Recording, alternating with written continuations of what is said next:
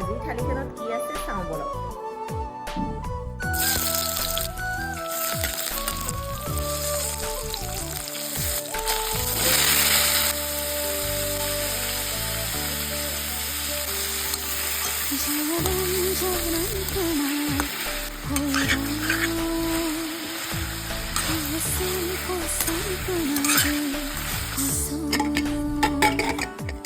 জনম জনম তোমার হইল